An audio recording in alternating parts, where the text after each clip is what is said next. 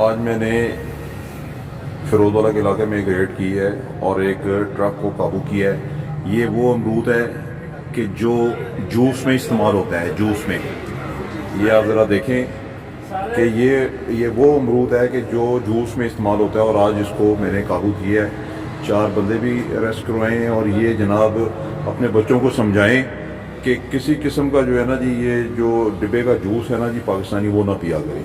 ये अब हालात देखें ज़रा, ये हालात हैं अमरूद के कि जो ये देखें जी, उल्ली लगी हुई है और गले सड़े फड़ ये जा रहे थे जूस फैक्ट्री में।